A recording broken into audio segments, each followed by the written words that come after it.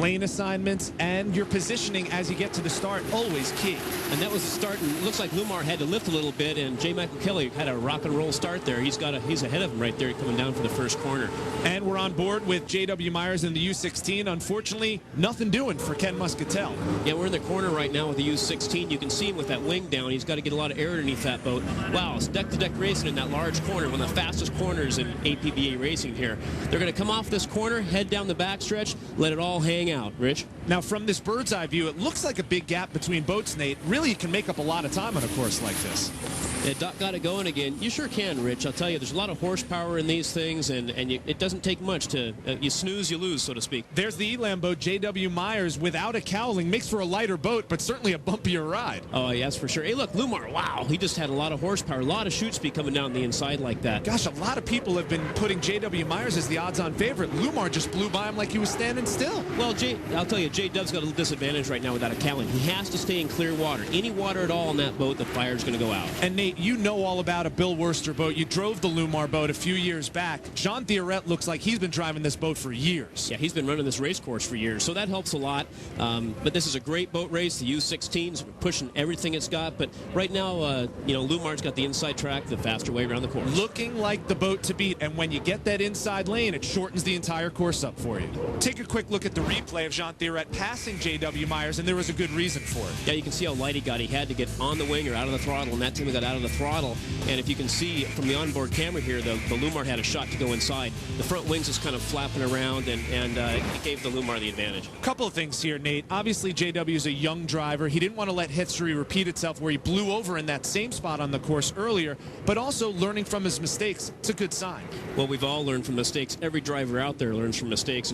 And right now, Jean Theoret is making all the right moves by bringing that boat in front. And, Nate, you know this, a winner of the APBA Gold Cup last year. It's so much easier to race on open water with everyone else behind you. Oh, it sure is. And right now, I'll tell you, J.W. Myers is to watch out for the U2 and J. Michael Kelly coming up on his outside. Myers has the edge on the inside, but J. Michael Kelly is making a run at that second place positioning in Heat 3A. Sometimes the most exciting racing is for second place in a heat like this, and we're seeing some exciting stuff. Well, like you talked about earlier, a lot of ground can be made up with a mistake, and that one mistake that JW had back there gave the U2 an advantage on him as well, so he's sneaking up there.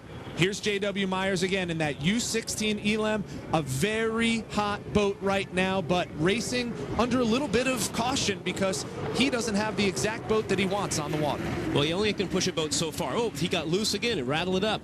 Those are called the Yacht Club bumps. Every year, every time I've ever raced here, there's a lot he's down that Yacht Club. You Look how tight that turn is, Nate. How difficult is that? Yeah, J. Michael on the outside, that was a tough corner, but he did a great job, and he's got some speed on the 16.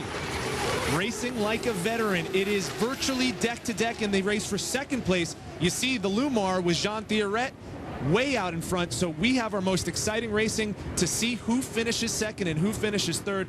Beautiful shot overhead of the Detroit River.